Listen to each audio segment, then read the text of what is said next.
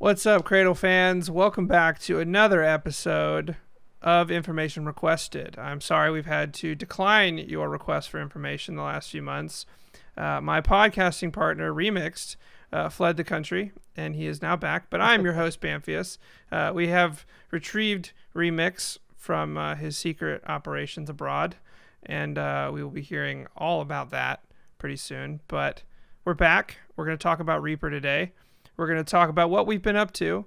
I think Remix has a couple updates on some of his previous topics of discussion or projects.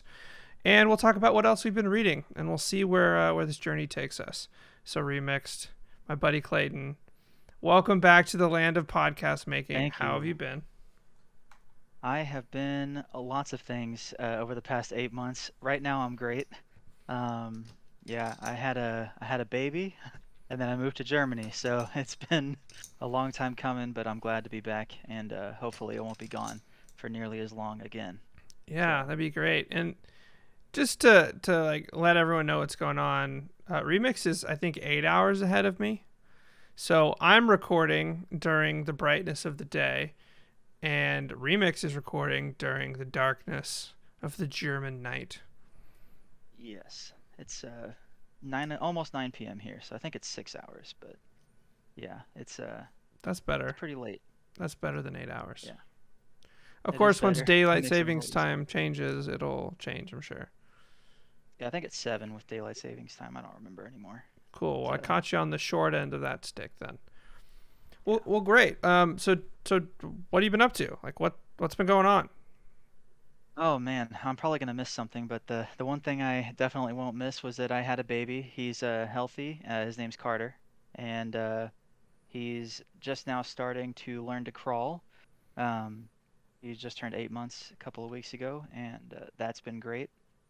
Um, Other than that, I took a new job, and that required me to move to Europe. That experience has been a roller coaster. Lots of good and lots of bad. There's no in between. Germany, there's a lots of culture shock that I didn't expect to have.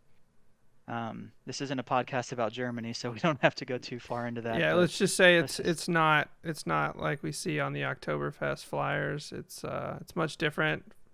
Kind of like yeah, I think the way that I would encapsulate what Remixed has said to me is that in America, the way that businesses succeed is by basically placating the customer so much so that we in America have become very used to a customer first approach to the way businesses handle things.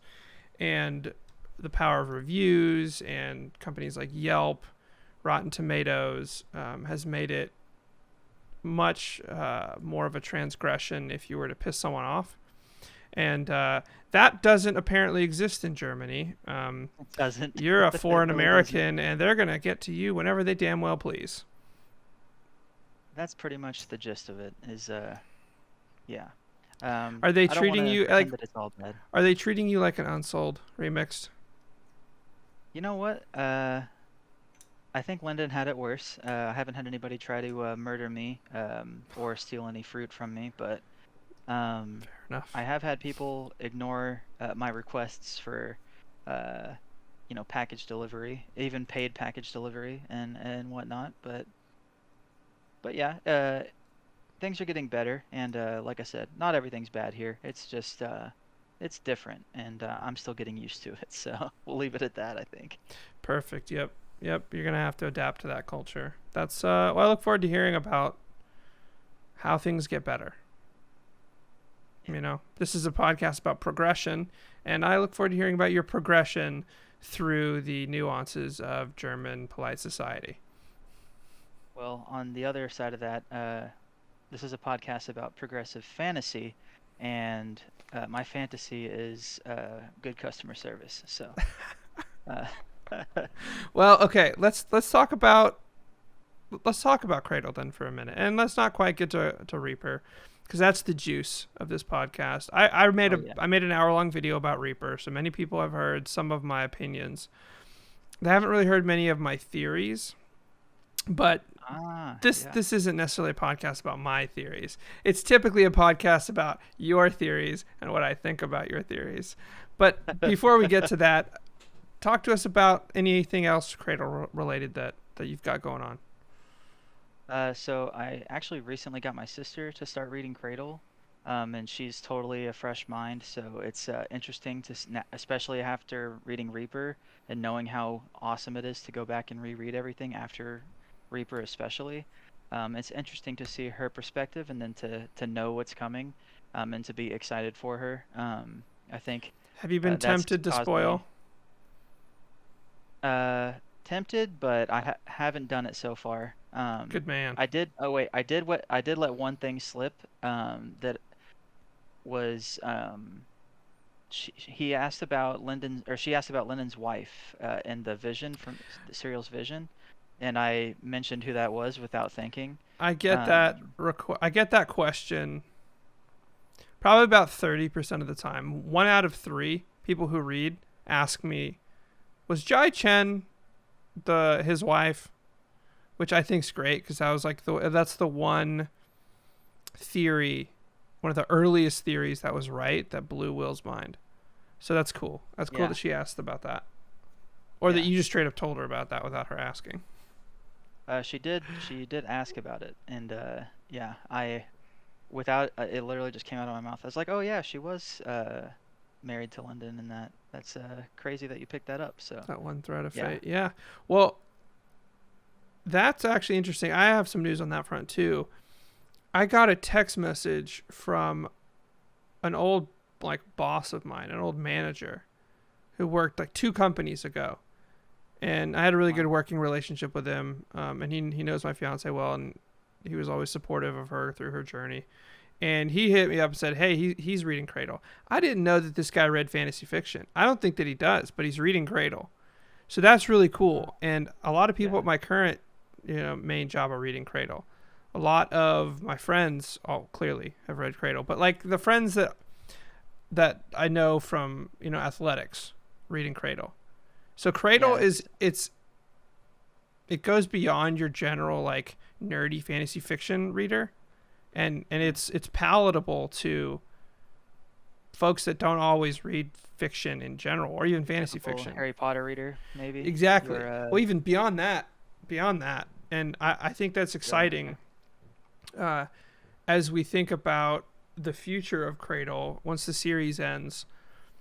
Could we get some sort of like an animation adaptation, a live action adaptation? I think Will would prefer not to have a live action, but there's a lot of potential there because of the palatability of the series beyond just your typical nerdy fantasy fiction reader like us. I will say more on that because I am a huge fan of the idea behind movie adaptations to books. I feel like almost nobody has ever done it correctly. So I don't even know what correctly looks like at this point, I to be feel honest. like I feel like But Lord of the Rings did a good job. I think that Lord of the is Rings, sort of yeah, the okay. standard. Harry Potter, uh, depending on which movie, you could argue that they did a Yeah, relatively good job. Harry Potter is definitely okay. What I would call okay. Like it's a heavy adaptation, which is totally fine. I'm not one of those people that's like, this didn't happen in the book, you Did know. you see Did you see Um, the movie Dune, the new one? I haven't seen the new one, no. Okay, it does a good job of representing the Okay, the feel of like the first half of the book. interesting. Okay, And when I say the first half I'm of gonna the check book, this I out. mean the first half of like the book that was published in like the 90s, like that print version. I think the new print version it's more like 2/3 of the book is the first movie, Gotcha. but it does a good job. So I would recommend that if you haven't seen it. Right. So if a live adaptation could be done correctly, had the right budget, right cast, and all that, I would prefer that. But I think it's a lot more risky than an animated adaptation would be. Um, Yeah. for Oh yeah. for the sake of the franchise, I think an animated series would be maybe the best thing. And if maybe that's successful, then we could go on to have a live action something or other if it blows up or something. I don't know. Have you That's have you started watching the Wheel of Time adaptation on Amazon? no, I've heard it was okay. I don't know if okay is good enough for me to ruin a franchise or risk ruining a franchise for me. I don't know. Have you But read the books all the way through? no, I've only remember we've talked about You're this. right. I had a really hard time making it through the third book, I think, Okay. just because it's kind of slow, Yeah, so to speak. I'll give you my feedback on this. And I've talked to Will about this, and then Will wrote a blog post about this. The more episodes that I see, and the more I can look at the scope of the first season, the less jarring it is about some of the decisions that they made. There are certain Okay. decisions that they made that I mean, I'm going to curse here, that I fucking hated in episode 1. There's some decisions that happened in episodes 2, 3, 4, and 5 that I was like, okay, well, if they've already started off with a weird foundation. But the more I see of the season as a whole, the more pleased I am with it. And talking to some friends of mine that are watching the show that were fans of, say, Lord of the Rings or The Witcher or whatever, they are very excited by it. They like it a lot.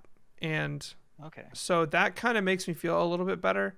And it makes me try to stop being like a snobby, like, oh, well, the book's better kind of a person, because nobody likes that person.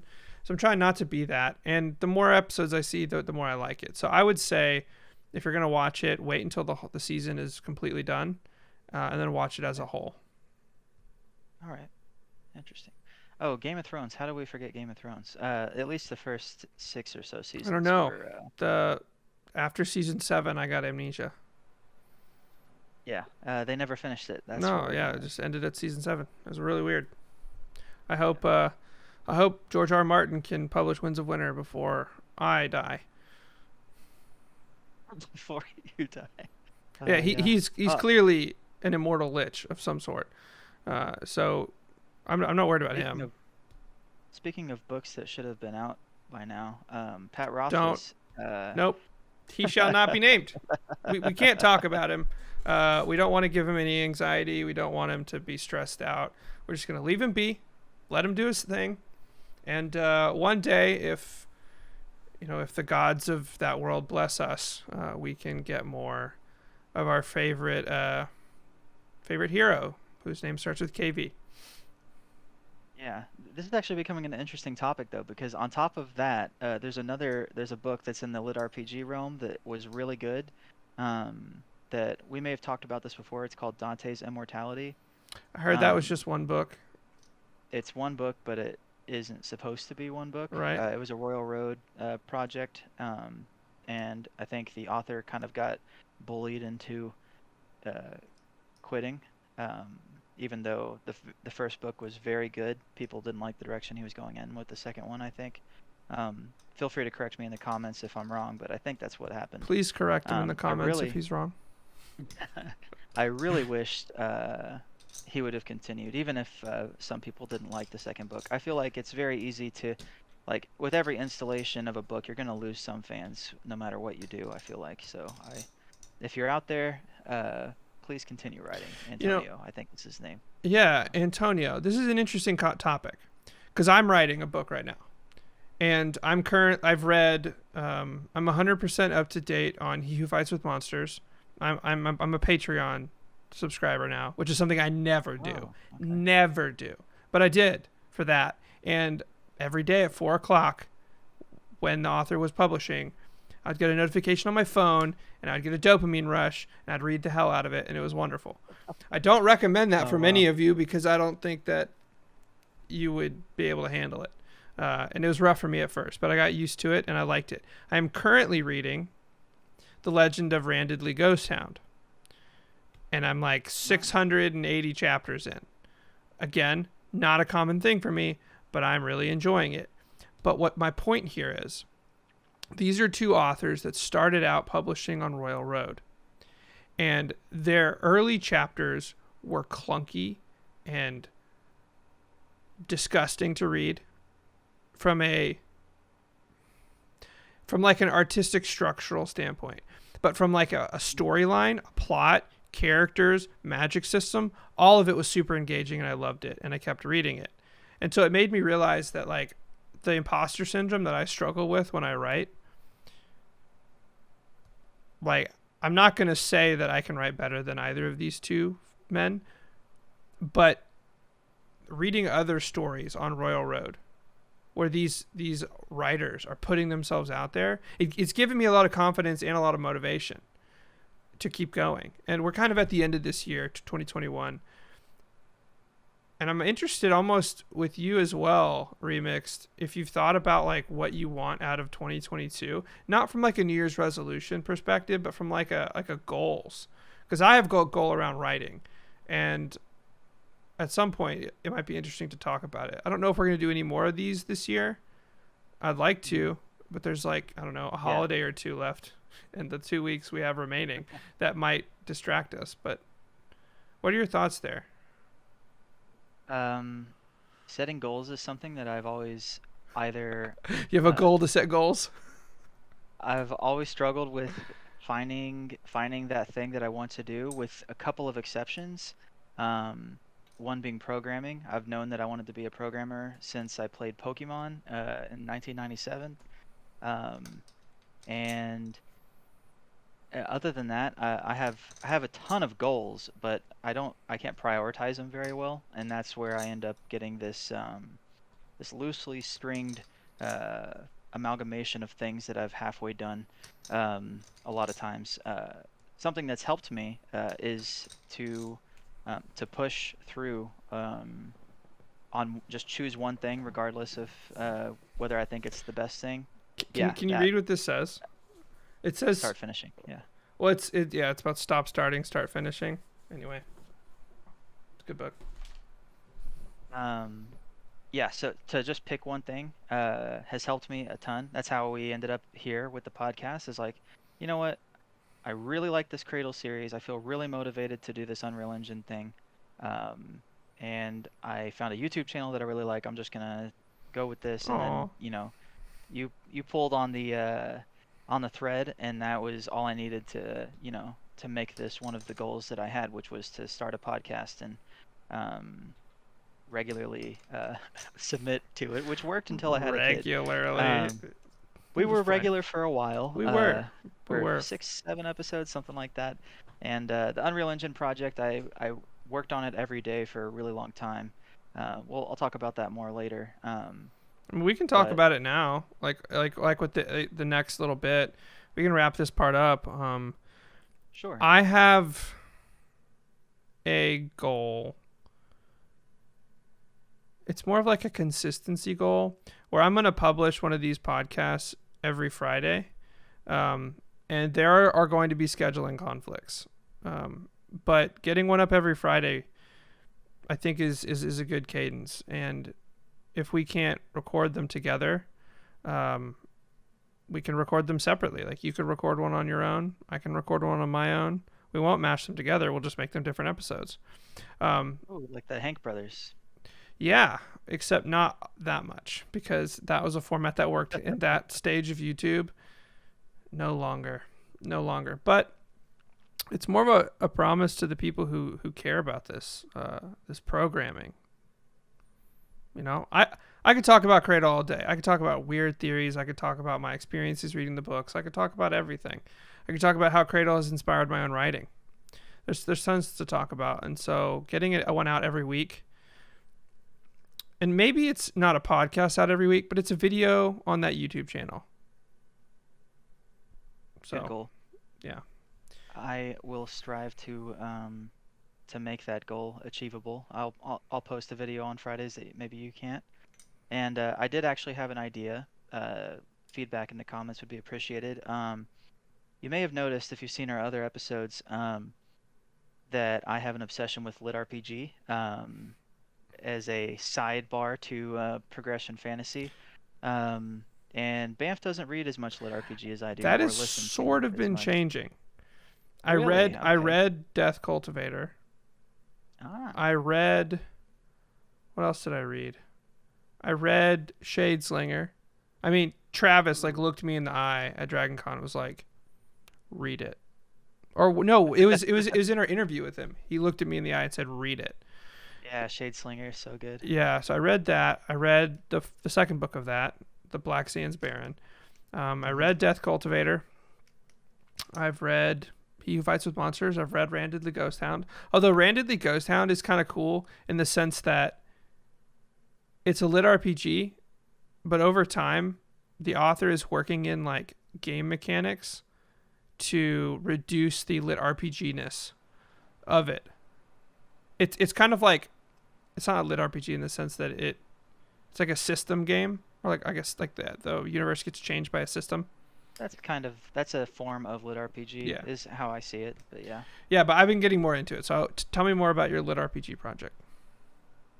I was just thinking I have hundreds of lit RPGs that I've either read or listened to, so I could talk about my favorite ones uh, on certain You should episodes. make a list and link A that li- list to Amazon or to Royal Road or wherever. And then we can put Interesting. that document in every video and reference it. We can talk more offline. Makes I like sense. this idea. Yeah, that's okay. Yeah, so that brings us to I wanted to talk about do you want to do book recommendations first, or do you want to do Unreal Yeah, Engine? let's do book recommendations real quick because I've been talking about other books, and then Okay, we can go into Unreal Engine for a bit, and then we can talk about Reaper, which I think is why a lot of people are listening. Sorry. right. We'll have timestamps or something if you guys don't want to listen to our lovely voices the Oh, whole you time. definitely do. It's not so bad. If you don't like it, ruthlessly roast Remix in the comments. Yeah, let's definitely target only me and not Banff. I That's a great idea. love it. It's novel. Okay, so what have you been reading much lately? I know you've been kind of adjusting to the culture. I have been listening a ton because that's pretty much all I had to do for a very long time. Um, I think I've added 133 books to my Audible library this year. My goodness, you are So ambitious. yeah. Um, some of my favorite recent ones, I'll give two because I don't want to give too many. Jake's Magical Market. Um, it's a system apocalypse style book. Um, I've heard of that one. it's it's narrated by Travis Baldree because I mean, why wouldn't it be, right? Uh, Most of the best lit RPGs are either Jeff Hayes or Travis Baldree. There are some exceptions, but those are the two big players in that area. But Jake's Magical Market is about a guy that runs a shop uh, pre-apocalypse. He runs like it's basically like a corner store slash grocery store, and the apocalypse happens, and he survives by basically hiding in his shop, and then by happenstance, these elves that are part of the system come in and assume that he's running a shop post-apocalypse, and like he ends up getting some really valuable items very early on and learning about that, and so he just starts running this shop because that's kind of like he lucked into it, and it Mm-hmm. starts out like that. It gets crazy. I don't want to spoil anything, but Please don't. it's very very very good. It's one of my favorite books of the year for sure. Oh wow, Um, strong recommendation. and yes, very highly recommend that. Uh, Another one, also I would say in the top five of the year, is a book called Iron Prince. Um, Iron Prince is kind of like an underdog story about this kid that's like think of like Captain America before he got the So injection. He's like, this is a book that Will White recommended a bit back, and so a ton of okay, us have read it. So we're right there with you. But keep going. An underdog story got it. where he has Um, a disease that makes him incapable of being a space cadet combatant, but yeah, he works his he butt like off. grows bones. He like his bones like get fused together and stuff like His that. bones are And constantly like creating bone spurs, like little needles, and he's been getting right, surgeries his whole life, and so it's basically made him very used to pain and suffering and working really hard to make a little bit of progress. Very Lyndon esque. It's kind of like Cradle with space magic, but with cultivation, with like space magic cultivation, Yeah. um, with a mix of like space magic Harry Potter school. Yes. It's very good. There, one thing that I liked about it is there were a lot of instances where I was like, oh, I know exactly what's going to happen, and then that isn't what happened, but it still made sense what happened, which is I feel like hard to do.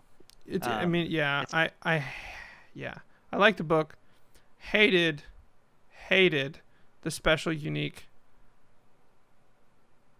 oh, thing okay, at I the know what you're end. talking about. Yeah. I hated the twist at the end.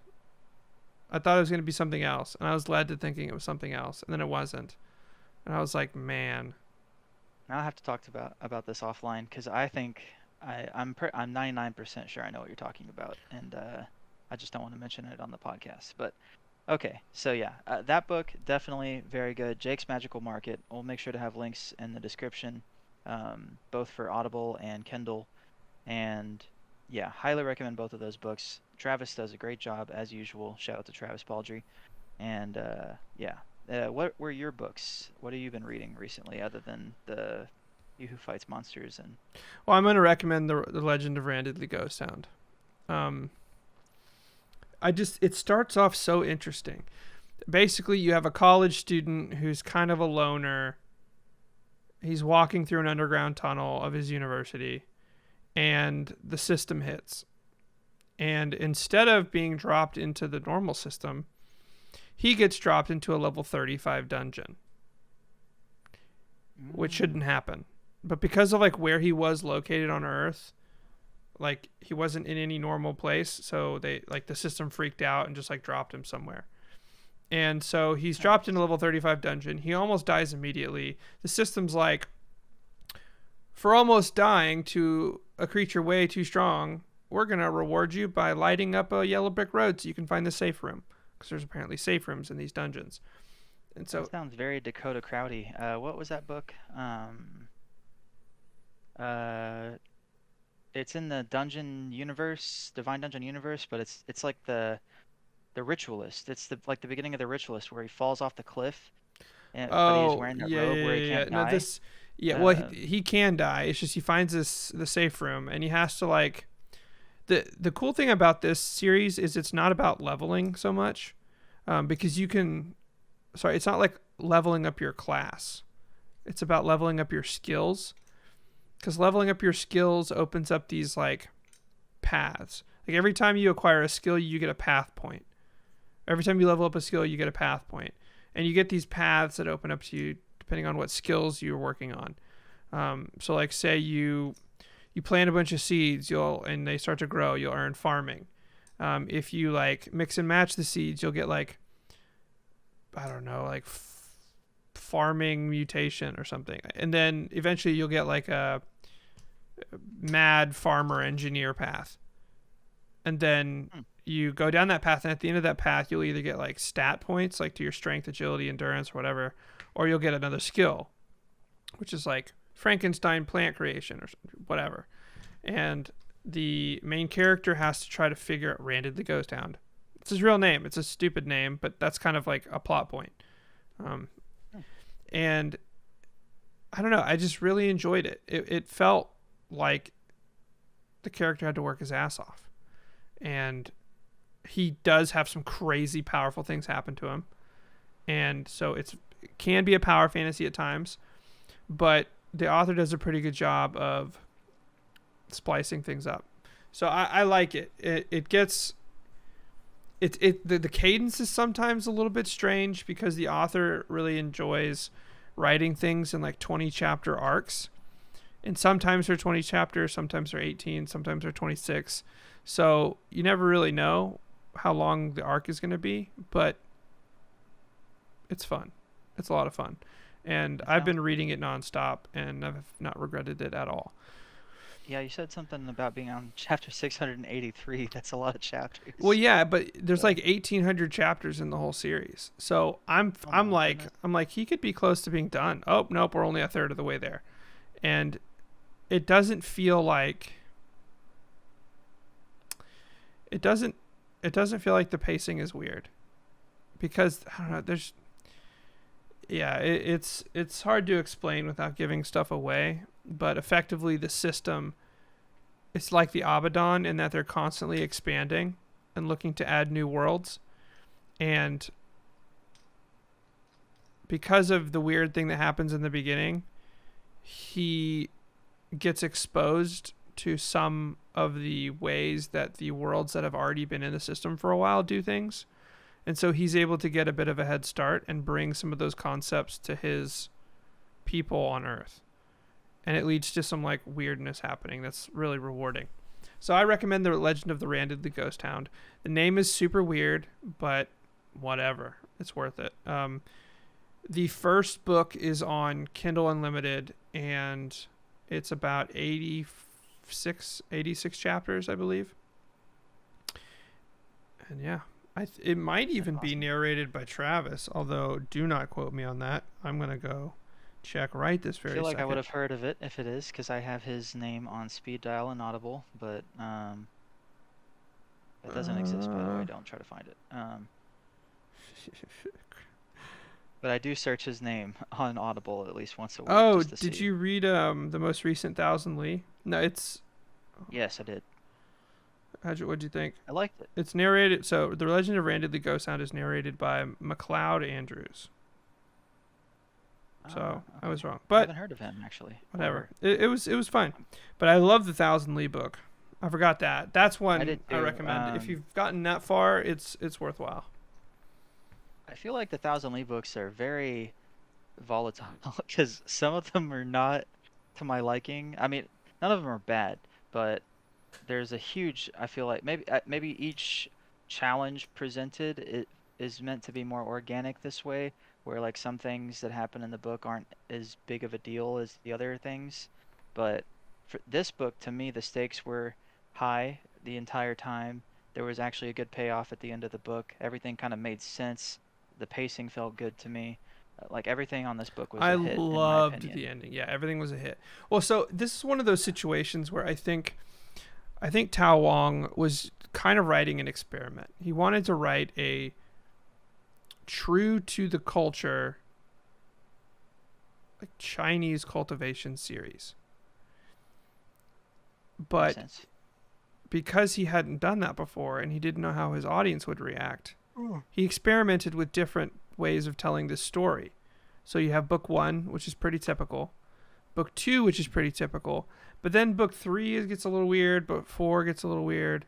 The pacing's kind of, what are you going to do? Book 5 kind of gets back on track.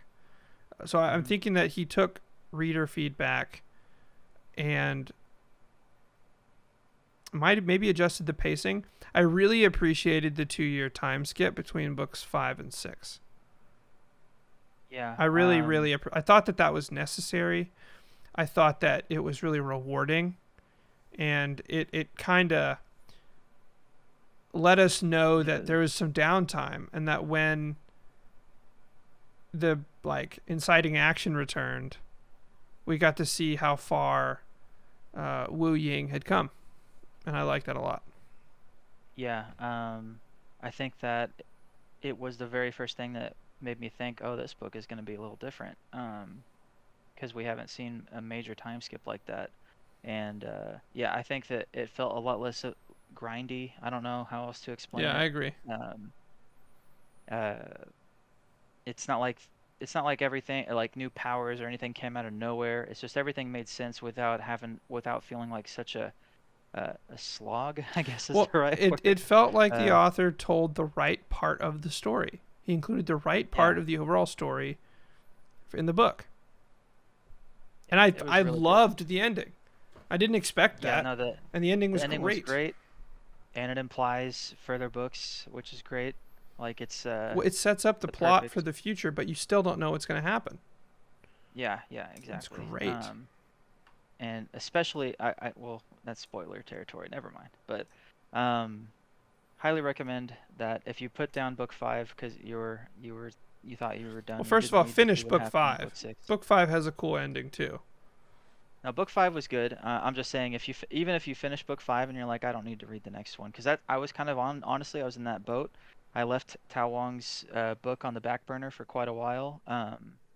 And then I ran out of stuff, and I was like, well, fine. And then it was like, oh, this is really good. So, and I really like Tao Wang's System Apocalypse stuff. So it's not like I don't like his writing style or anything like that. It's just, Gotcha. uh, yeah. Fair enough. Should we talk about Reaper now, or should we talk about the Unreal Engine project? I feel like we're getting a little long-winded here. I I'm mean, not we've only sure. been recording for 35 minutes. You can Okay. talk about your Unreal Engine project. Okay. So the status of the project is not good. First of all, I got to rip the Band-Aid off. So I don't even remember when this happened anymore because life's been a blur since I had a kid. But at some point, I lost pretty much everything because I lost the hard drive that had the Unreal Engine project on it, and I hadn't backed it up in quite a while, pretty much since that first announcement video, About to say, where I have Bamf that build.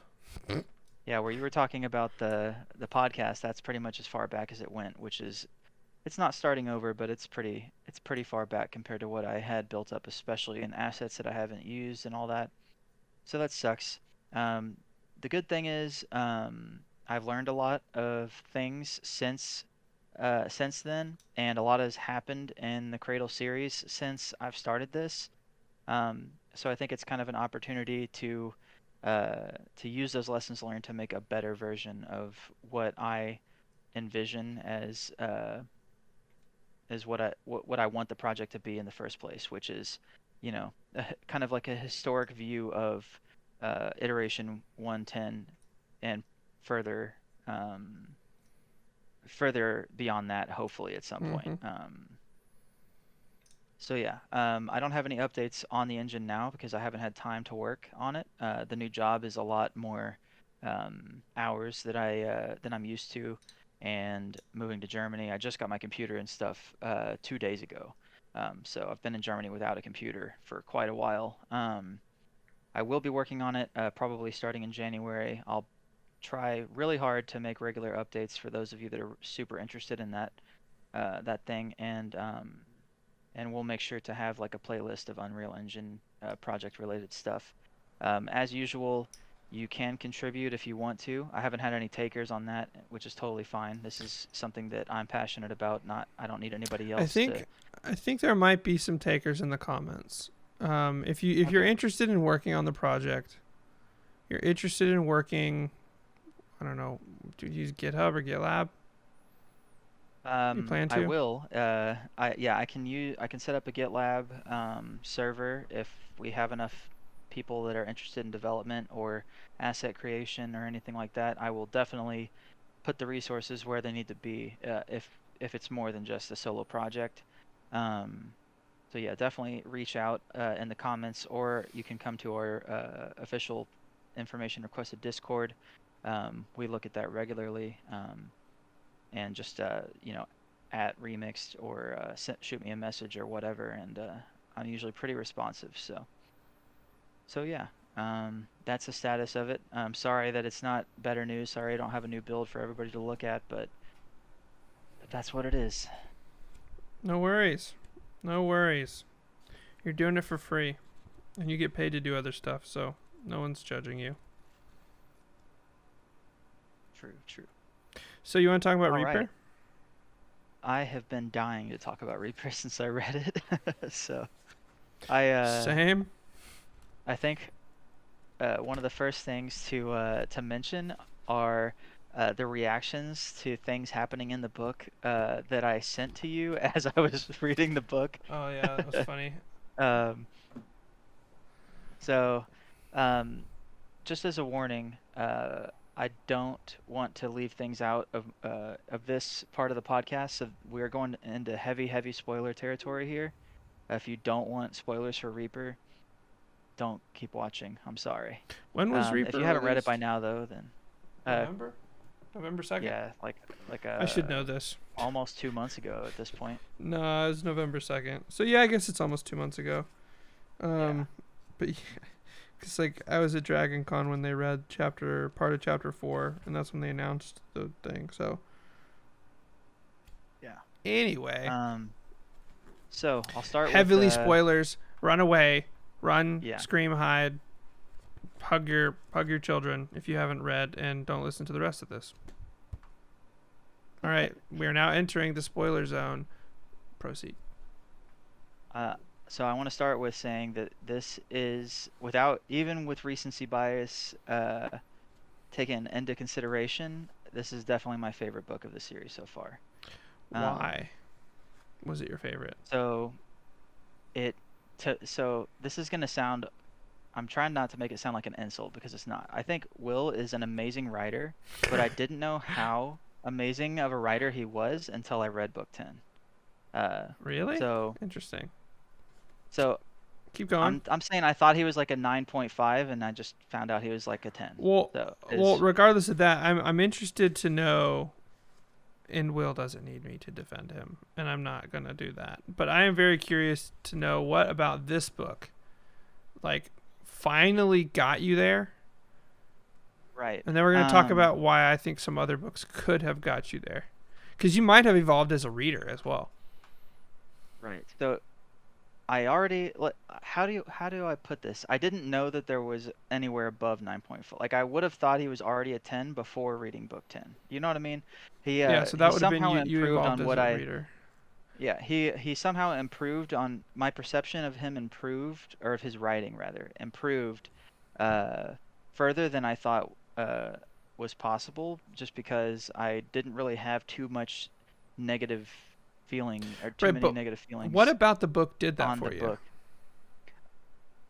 A lot of things that tied back to the original parts of the series, which he has done. Don't get me wrong, he's done that in every book. So you're Everything's saying, okay, keep going, keep going.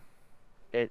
I'm trying to avoid spoilers, even though Dude, no, we gave we're a in the spoiler spoiler zone. warning. Hey, I know, guess no, no, what? no. Ethan is That's what I'm Osriel. saying. I was trying to I'm gonna do. put it out there. Ethan Yeah, is Osriel. He Ethan. is. Who saw Ethan that being coming? Osriel. Raise your hand if you Yeah, saw it coming but didn't believe it would I actually happen.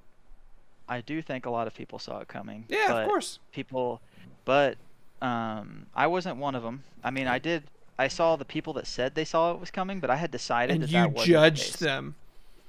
I didn't judge You them. I judged just them thought that was. I harshly. thought it was wrong. You can think something's wrong without judging people. I mean, just ask my math teacher. Um, Ooh. but the there's just a lot of things about this book that I feel were just I hate saying the word perfect. There's got to be a better What word. what Uh, tie-ins did you love the most? What um, were your favorite tie-ins? so I like the broom thing with Ethan before finding out that he was actually Osriel. Even though at that point people would probably figured So it out, like the tie-in even the of people that were the his non-believers. previous statements of the broom sage, and then his usage of the Yeah, broom. yeah, things that call back all the way to when we met Ethan. Like when he first introduced himself about the being a descendant of the Sage of Brooms or something like that. I don't remember the Well, exact line how anymore. about that But line in book um, 2 where he's looking at Ethan and he like stumbles and he sees the marble and he's like, that had to have been forged at someone at my level or higher. yeah, um, Glorious. yeah, it's little things like that all over the book that now I'm gonna have to go back and read it again because I haven't read it in like 2 weeks and I need to go back and look at it yet again to remember every little thing. But I just love how it. I've never wanted to go back and start at the beginning as much as I wanted to after reading book 10, I guess is the best way to put it. Is like I really wanted to catch every little thing that hinted at everything that was finally revealed in book 10. And it did most of that thing is Ethan being Osriel, but it's not just that one fact, it's all of the little things around that, like Ethan hiding the fact that he's Osriel. I think is the better way to put it. Like, how did he get out of admitting that um, when he was talking to Lyndon about the marble, like showing Lyndon showed him the memory of Serial, and like you get Ethan's reaction to that. Um, and then I thought of a moment when Ethan was surprised about Dross, I think. And was he actually surprised? He I need to go was. back and see if there He was, was yeah, actually right. surprised. So. little things like that. It's like now knowing that Athen is Osriel for sure, going back and looking at all of the tiny little hints or looking at it, trying to look at it from Athen's perspective, because you have a new perspective of Athen as an individual, I think.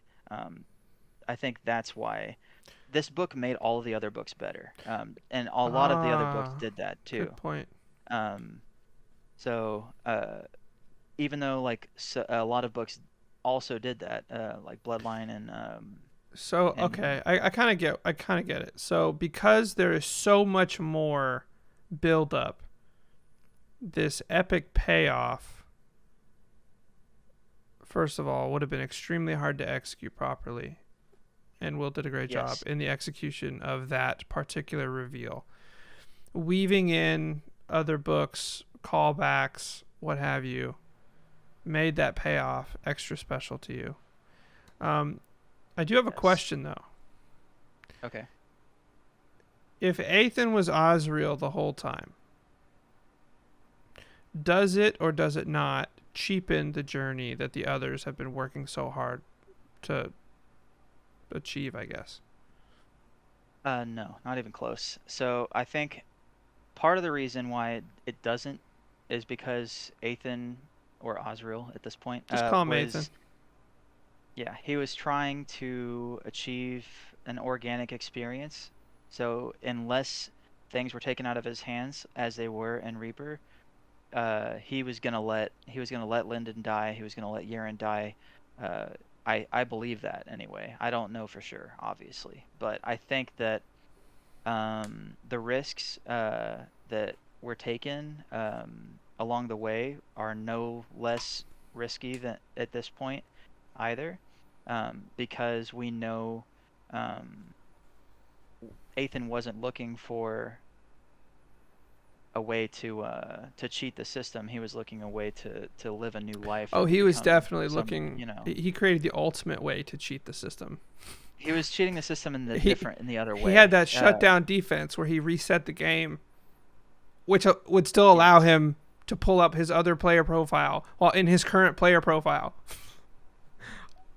But yes, I totally get what you're saying, and which is the point. I love the The, organic comment that you made. That's cool. yeah. So yeah, I definitely don't think it makes anything cheap. It does make me ask some questions though. Um, Ooh, I'm interested about the tournament, um, and how, like, maybe how he was deciding to whether or not to win. I want to know how he would have won.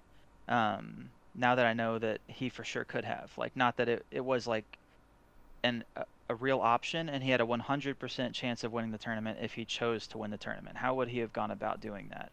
I think is a question that smashing I think will everybody. never be answered. Right, but of course he would mash everybody. Well, he would have That's gone. like, He uh, would have leveled up to Archlord and just crushed everyone. exactly. Would he have done that? Or Yes, what I'm saying, would he have leveled up to Archlord or would he have done something he else would have like leveled up to manifested an Overlord icon or and crushed everyone. um Well, he definitely, unless it was the Joy icon, he would have manifested that, which is something I want to talk about at some point. But yeah, he did. He would have done what Yaren did to a less dramatic and unique degree. He would have hit but Overlord. see, He would have I'm not smashed so Safara. He would have smashed everybody. I'm not 100% sure he would have hit Archlord because he would have had to have taken the the offer from Raygun Shen. fucking Well, yeah, Lion guy, Raygon Shin, the fucking lion guy. and yeah, That mean uh, kitty. yeah, it's late over here, okay? It is late. Yeah, I'm trolling you on purpose. And uh, everybody listening's probably like, yeah, shut the fuck up. Let him be. Poor guy. yeah. So anyway, I'm not like imagine the questions that like the eyes that would be on him after that is kind of the opposite of what he would want, which I think is why he ended up choosing not to win the tournament. Well, he was trying to Um, extract the maximum amount of value for his side, which he did. He saw yeah, that Linden and Yaren, well, not Linden at that point. He saw that Yaren could accomplish a lot. He saw that Mercy could probably accomplish a lot, and he trusted the two sages to help her out, and he wanted to cripple Raygon Shen's wealth, and he wanted to extract as much value. He Mm. took the soul forge. He took a bunch of space rings, spatial rings, and he got the amount. I mean, just think about this from Raygon Shen's perspective. He sponsored somebody up to Archlord, Archlord.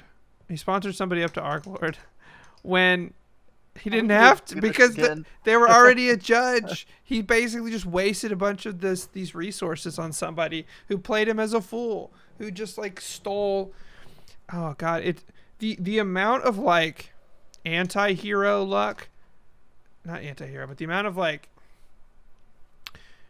God, Raygon Shen has gotten so lucky throughout his existence that it's like the karmic scales are finally tipping back the other way, and his amount of like poor luck is just astounding at this point. And I'm here for it, clearly. Yeah, I'm ready to see him get his for sure. Well, how he acted like a scared cat at the end of the book, Yeah, that was great. I didn't realize yeah. that we had like an internal meme of what a scared cat would be if it was like anthropomorphized or whatever. Hmm. Like that, he did a great job. It's not my favorite book of the series Um, still, but it was very good. Hold that thought. So there was one thing that I didn't like at first that I do like in hindsight, and that was Mercy's fake advancement. Oh, Uh, I didn't really like that when I was first reading. Like, so well, because you thought unless she'd I'm already advanced. misremembering, yeah, and she was tricking. Like, who was she trying to fool at the beginning of the book, and why did that matter? Like, is what I was thinking, but she was wanting to come and be helpful, I guess, so she didn't want them to think she was too weak to be able Well, to go, it maybe. it Like, was a combination of things. I think she struggled her entire life to make friends. She struggled her entire life to right? keep friends because not only does she have to struggle to make friends, the friends she makes have to be good enough in the eyes of her family. And so she finally makes friends that are good enough in the eyes of her family, and then they start to go past her. They start to advance faster than her. So she's freaking out because it's a completely novel experience. She hasn't had to struggle. She hasn't had to put herself in like a life or death situation truly. And she knew by getting like eviscerated by her mother in a public space that she had to acquire that experience or she was effed in her journey. And so at the end of Bloodline, yeah, she's so close to Overlord that she's able to keep that page open and fight at Overlord. And she ends up like putting her life on the line against a dread god. And yeah, I don't know. I agree. I like it. Then and in Yeah, hindsight. yeah. Um, what else? Did you think, were you kind of expecting, and this, I keep asking people this, and it might just be me, but were you expecting that Athan was going to manifest the joy icon right before he was like yanked off the planet? Uh, no, I think I don't know if I was expecting anything because of how how floored I was at at the time of first listening to the events that were happening, and it was like I can't believe this is all happening just like that, like suddenly, like uh the minute the marble shattered or whatever, I was like just jaw on the floor, like this is fucking sick. And then when he left, I was like that. I was thinking that it sucks. It was like that really. I was feeling for the character, so I didn't think that he would manifest a joy icon because, yeah, like thinking on it, I wouldn't have thought that because he would have been melancholy. But I think not. part of, yeah, agreed. And but in my mind, part of truly understanding and embodying a concept is knowing what it's like without like when that concept is like the lack of that concept. Like someone like a sword sage can call upon the sword without holding onto a sword. You Hmm. know, um, That makes sense, but but also that God, does beg the question: Do do Abaddon even manifest icons? Because they're kind of beyond that world at that point. um, they definitely.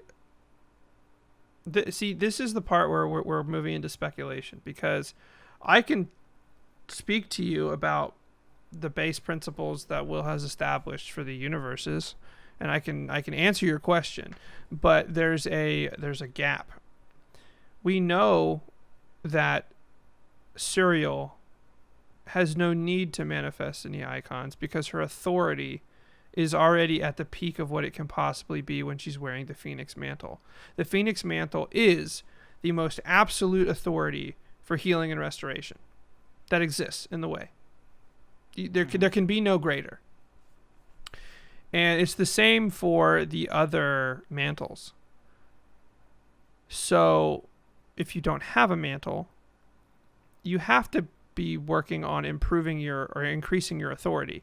Increasing your authority, increasing the strength of your existence, things like that. But we don't know how.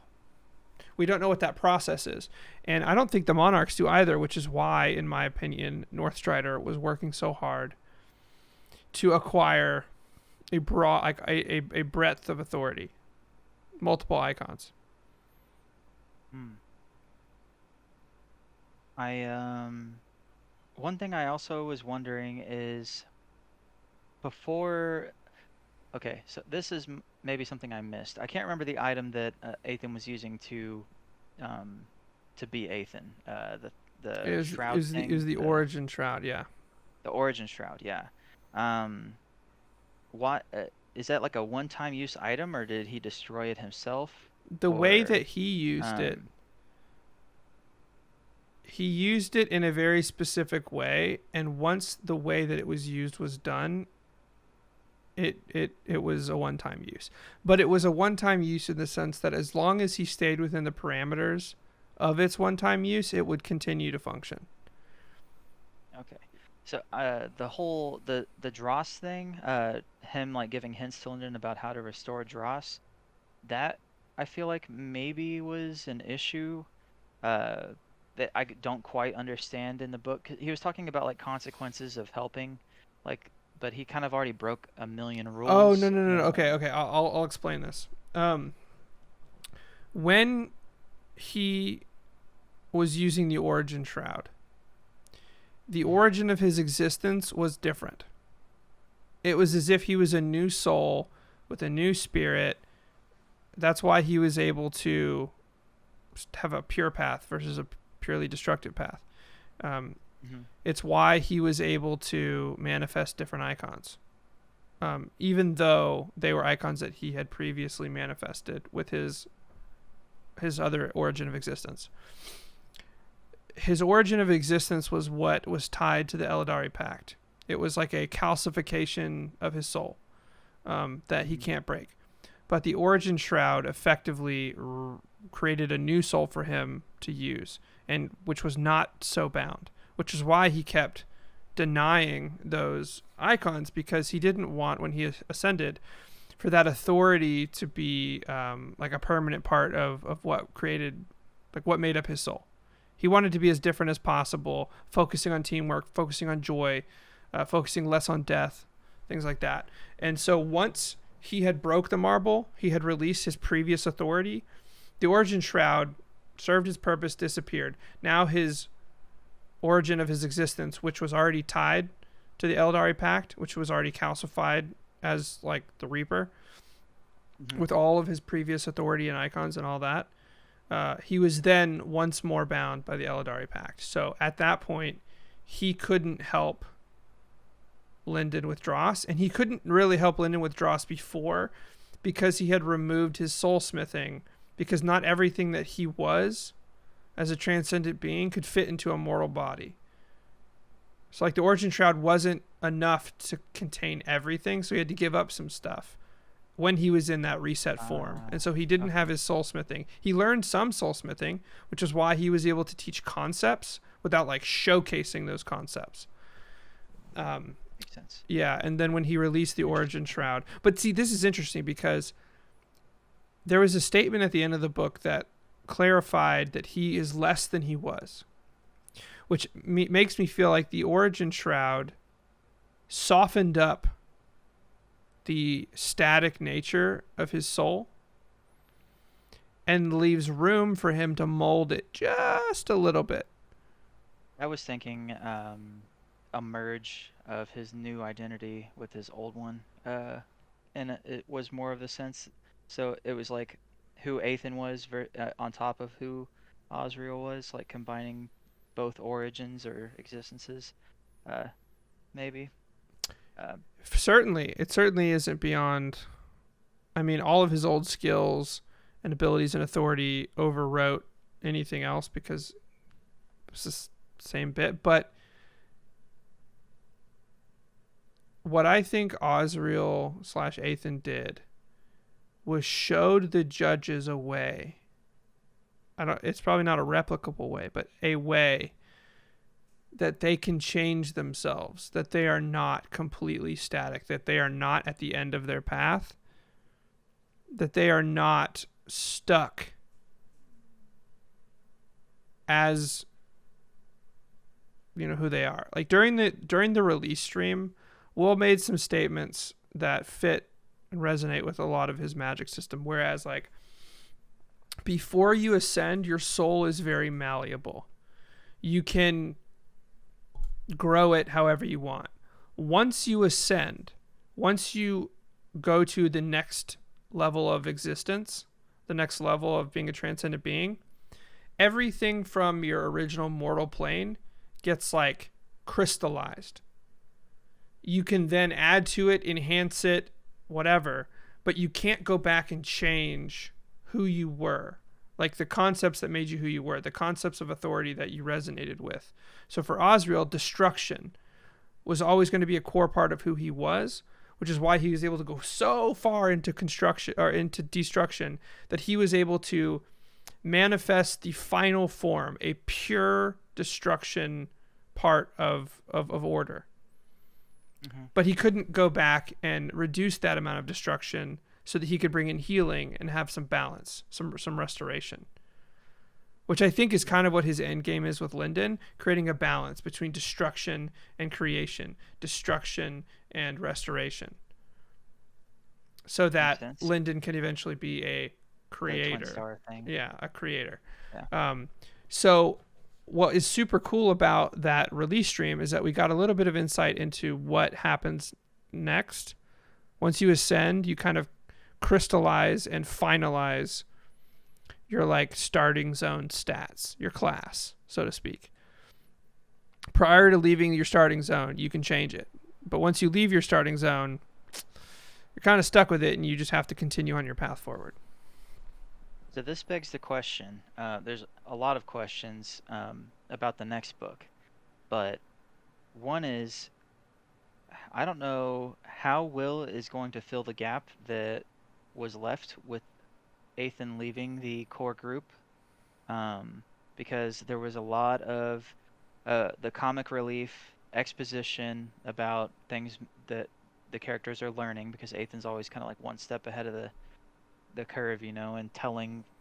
I feel like a lot of the world building happened through Athan, or explanation of how things work went through Athan, and that's kind of missing now. Although we are getting to the point where they know everything about. Well, do you want to know what I think? Cradle. How I think Will's going to address that? Yes. Both old Athan as Osriel and new Athan as Athan got imprinted onto the labyrinth. Now Linden owns the labyrinth. Linden could literally have a council with Osmanthus and Athan, talking to him about their thoughts. He could literally do that, I'm pretty sure. Using I wonder if he will. He fucking better. He's got control of this like ancient superstructure that allows you to do the one thing that's almost impossible to do at cost on Cradle, and that's teleport around. And I forgot about his arm. Oh, I totally didn't even mention that. That was one of my favorite parts of the book, because the implications behind that are insane. Like, how so? I don't want to shatter your dreams. The Okay, you're gonna shatter them. Just do it. I saw it on your face, so just Well, shatter my I dreams. don't know because you have to say what you need to say before I can, You know what they are. I saw it in your face. You know what's. Lyndon I is was not going to thinking. be a dread god. Okay, that's not what I was thinking. Okay, exactly. So go Uh, on. I'm just saying. I was very nervous about having my dreams shattered. I was thinking that he was going to make the dread gods weaker by using his arm. Um, and Weaker in the sense that he's like absorbing their power. yeah, like so I remember when he tried to absorb the Wandering Titan's power. Of course, you remember. I feel like now maybe he's capable with this new arm. And also, so Yeah, the arm go ahead. won't get destroyed by absorbing it for sure. Right. Whether or Um, not he can handle it, he needs to become a well, he'd become a monarch at that point. But yeah, he needs the sturdiness of a herald. so what I would want to happen is that he advances to Monarch via absorbing power from the Dread Gods, I guess. Um, and Yeah, with the that or arm, just taking out the cult heralds, also possible. So quick stealing the eight man questions. empire's technology. Yeah, just obliterating every single monarch, something like that. Um, do you think that the next book is going to involve either him or Yaren at least attempting to ascend? No, No. Okay. I was thinking that they're. Do you think they're gonna hit Monarch next in the next book? Either of them. I mean I kind of think the final book's gonna be called Monarch. Um, so who knows? I think that Rhaegon Shen's gonna become a dread god in the book Dread God. That's what I think. As far as like, I mean, I kind of feel like Lyndon, Yaren, and team are going to use the labyrinth to like teleport around the world, like gathering resources to try and make that push. Because Yaren has to become a full herald, so that's probably going to happen in the next book. Mercy's going to need to step up if she's going to step up. I'm pretty sure we're going to see Zeal become a sage at the end of the next book or sometime. Um, just because Unless that was a red herring. I doubt it. The Yeah. It might have been, but I doubt because like for Zeal to continue to be helpful, he's going to have to be a sage, and for him to get revenge on the sage of like weeping dragon bullshit, the sage of calling storms, uh, he's going to have to be a sage to fight that guy, and that guy's really old and sadistic, so he's probably going to want to. I have a feeling we're going to see a lot of monarchs from Rhaegon Shen's side. Okay. But the way that I think this ends, the whole fucking series, I think that we're gonna see Malice, we're gonna see Shah Miara, basically we're gonna see Emrys, we're gonna see them against Lyndon and crew because Lyndon and crew are now going to be trying to make everyone ascend. And what Lyndon and crew is going to do is they're going to hit Monarch, and then they're going to create Abaddon like armor that connects them and lets them like work together as like a greater than Monarch level. And they're going to basically hold everyone hostage and be like, we don't want to kill you, but you got to ascend. And we're going to put some stopgaps in place so that Interesting. monarchs aren't really allowed to exist on Cradle anymore because they exist outside of the Eldari Pact at this point. Okay, that's a good theory, I But here's an think. interesting thing: the eight man empire doesn't have to ascend because they're not a monarch. That is interesting. So I you might wonder if get that's going to come into play. someone from each nation as a representative in the eight man empire instead of like just the people from those warrior bands. That Oh could be yeah, fun. That'd be so sick. That'd be interesting. I feel like that's a good ending to have. It's kind of like somebody having to wield the crown of the Lich King from World of Warcraft. Kind of reminds Mm-hmm. me of that. Or you reminded me when you were talking about Zeal. I had a dream about Zeal. Uh, Of course he did. he manifested the apathy icon. I You just had thought a that was dream about hilarious. that? That's Yeah, so cool. The apathy she's like, icon. "Oh, I guess that's a thing." It's like the void icon's like less successful younger brother. Yeah. Just like, I don't Uh, care. I have ultimate authority over yeah. not. Well, I mean, so the, apathy is the opposite of love, not hate. But hate and love are both like equally passionate. But like the middle of that spectrum, the opposite of both, is apathy. Hmm. Um, that's Man. interesting. All right, Will, you got to do it. I don't care what you had planned. That's it. Zeal's got to manifest The apathy the icon. apathy icon. At least in a Zeal what's it called in a manifests like the blooper. middle finger icon for like I do what I The want. middle finger. Uh, The specifically Western like curse physical cursing yeah. sign. Oh, how about in translations? It's a different symbol for each translation of the book. Yeah, Zeal just And then he's like a bastion of learning and respect, and he ends up becoming like the sage of disrespect. manifested the Doctor Disrespect Oh icon. I my don't. god! All right, we've Yeah, officially gone off the we're rails, devolving. and we Yeah. are at an hour Yep. and 11 minutes into this podcast. Perfect. So I think we should wrap it Um, up yeah. and let us know what your thoughts on our ramblings are in the comments. You can definitely be far, far, far harsher on his thoughts than mine, um, because that's the way that this podcast went. All right. Roast That's him in fine. the comments. Don't roast me at all. Don't talk about my face or how much you enjoy my content. Talk about Remixed. And if you have any tips for integrating into a German culture, our German readers, help him out. He needs friends. He needs Yeah. friends that aren't obsessed with Schadenfreude, because that is what everyone in Germany is enjoying with Remix right now. The Schadenfreude of his suffering. Uh, yeah. It's been a trip, but yeah. Thanks for listening, guys. Hopefully we'll have a regular uh posting every Friday at this point. And And happy yeah. holidays. Have a wonderful new year. We'll see you next time on Information Requested.